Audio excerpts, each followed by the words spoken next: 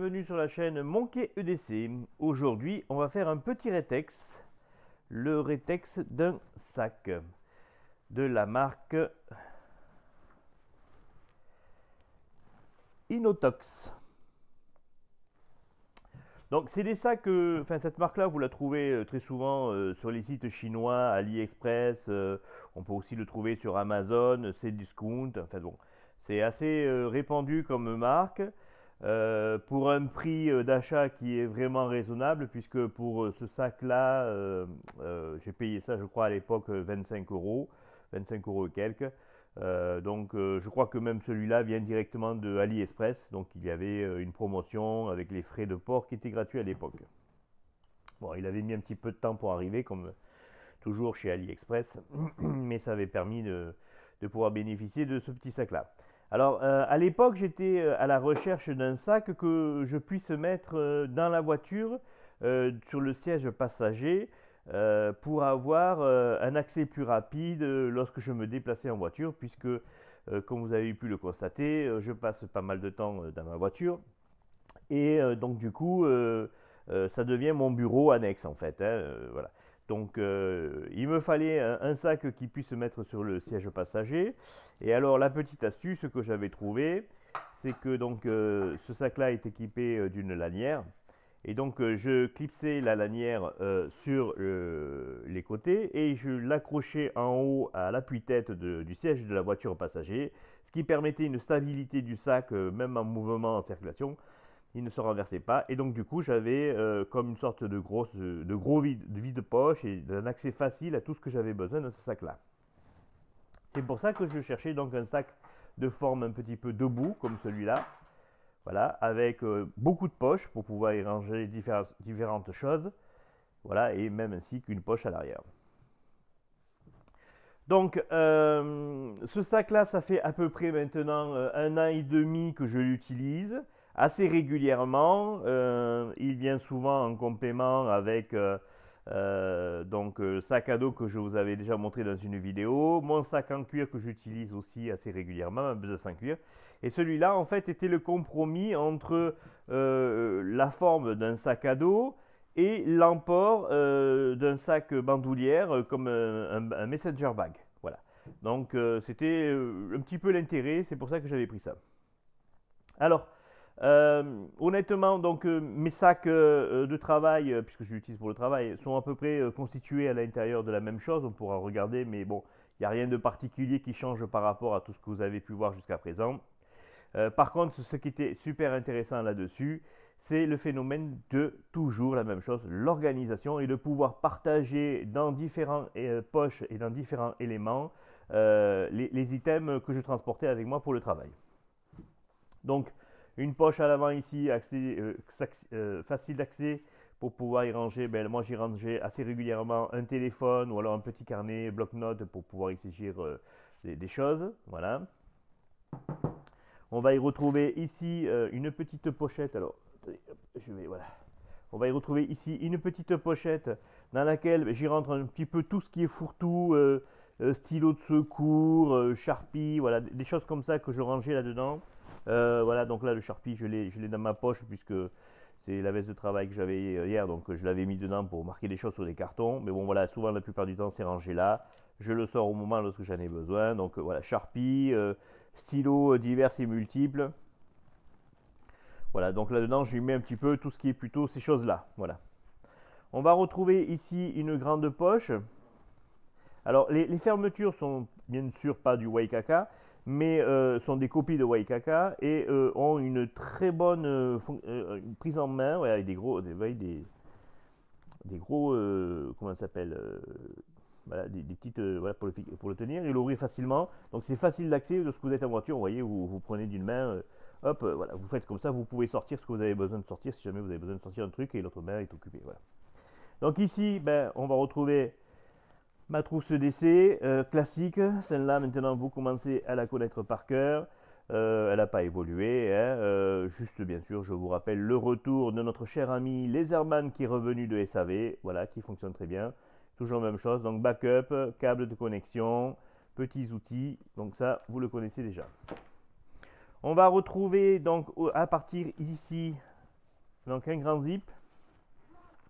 Alors c'est ça qu'on fait aussi par exemple pour pouvoir y glisser votre téléphone à l'intérieur, ou moi ce que je fais souvent, j'y mets une batterie, une power bank, et puis par là on y fait passer le câble, ce qui permet de pouvoir par exemple brancher le téléphone et le mettre sur le côté, et il se charge tout en le transportant. Il y a aussi cet intérêt là. Donc on va retrouver ici à l'intérieur donc une grande poche avec deux petites poches enfilées de chaque côté. Donc ben moi typiquement je vais mettre ce que je vous expliquais, donc une power bank. Si j'ai besoin, donc je fais passer le câble de charge par ici pour charger le téléphone. Ma petite boîte de piles de secours qui sert aussi pour donc pour mes lampes torches.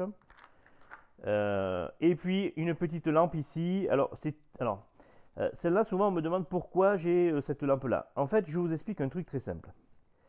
Quand vous êtes dans les caves, que vous faites des dégustations de vin ou tout ça, j'utilise cette lampe-là pour la mettre en éclairant, en contre-jour avec un verre, pour voir en contre-jour, avec une source de lumière à l'arrière, pour voir la couleur du vin et la robe du vin.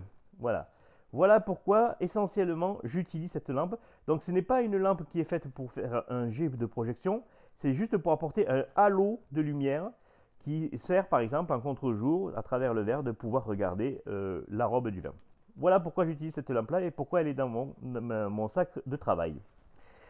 À suivre, donc on va retrouver ici une petite poche fourre-tout où on peut y mettre facilement des clés. Alors à l'intérieur il n'y a pas de revêtement spécifique protégé, vous savez, comme on va retrouver pour les lunettes ou des choses comme ça. On peut y glisser une paire de lunettes, mais moi j'y mets la plupart du temps donc un kit oreillette de secours, et puis traditionnellement on va retrouver mon peigne à barbe et puis les quelques petites lingettes que j'utilise toujours, hein, j'en ai toujours partout de ça, pour désinfecter les écrans de téléphone, surtout en cette période, voilà, pour nettoyer les lunettes aussi puisque je suis porteur de lunettes, voilà.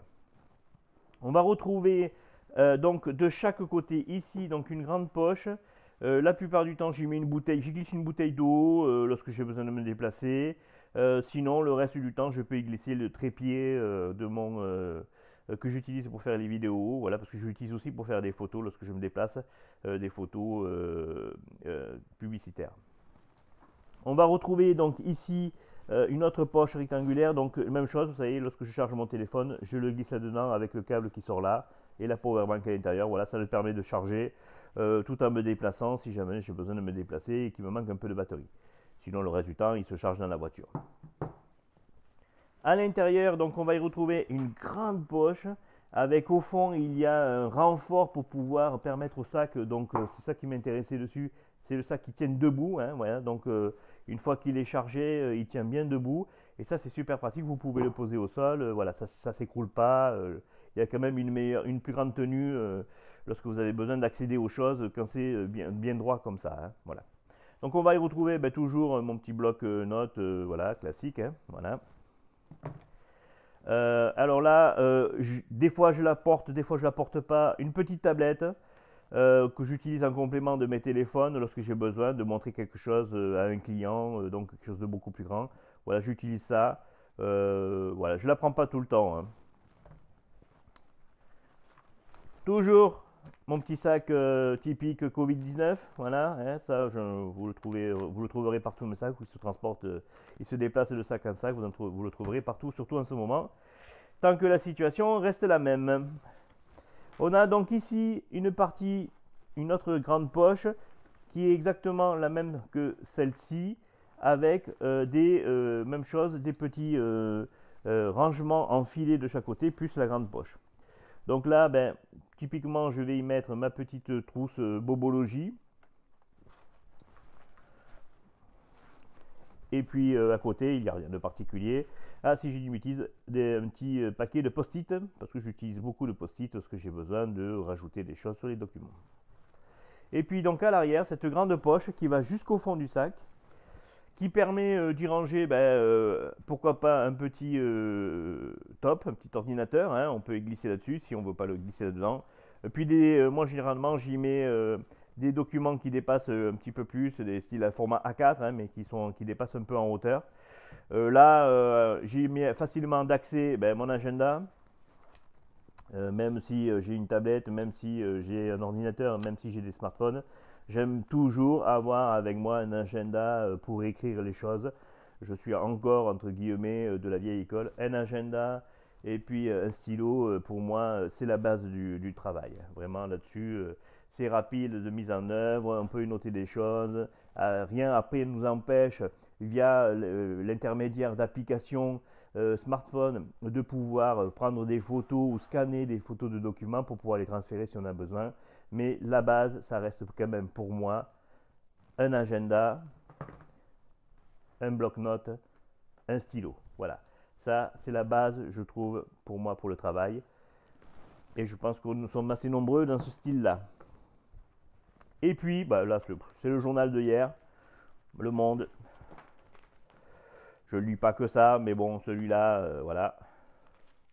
Il faut toujours se tenir au courant. Donc voilà, petit sac bien sympa.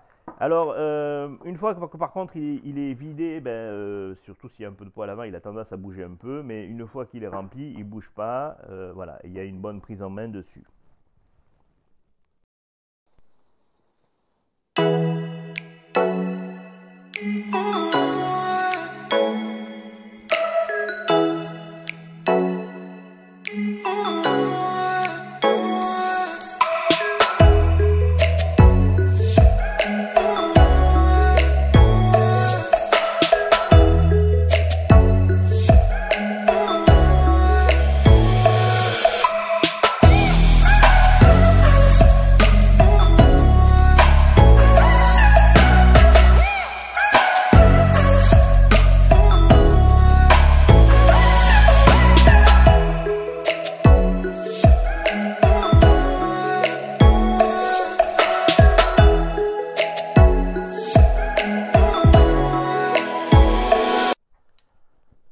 Donc voilà, petite revue de ce sac que je transporte maintenant, comme je vous disais, depuis à peu près un an et demi. Un bon petit produit pour 25 €. Bah, on en va y trouver celui-là et puis d'autres, hein, puisque cette marque-là ne fait pas que ce modèle-là, hein. On va retrouver des modèles, même des modèles sac à dos ou des modèles un petit peu plus tactiques, entre guillemets. Voilà. Donc sur Amazon, sur Cdiscount ou même sur AliExpress, vous pouvez le trouver.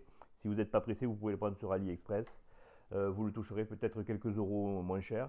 Mais maintenant, il s'est bien démocratisé. Depuis maintenant un an et demi, on le trouve. Alors, il a un petit peu évolué dans sa forme. Et puis surtout, la nouvelle version, ici à l'arrière, a la possibilité, via ces sangles-là, ils ont rajouté des anneaux en bas. Et vous pouvez rajouter, si vous voulez, des sangles pour le porter en sac à dos. Voilà. Ça peut être original. Bon, moi je suis pas fanat, comme vous savez, du sac à dos, mais effectivement, ça peut être très utile de pouvoir le porter comme ça. Ça vous permet de l'avoir dans les deux versions. Voilà, je vous remercie pour le petit visionnage. Je vous souhaite une bonne journée à tous. Et moi, je pris mon petit café. Je vais aller travailler. Bonne journée.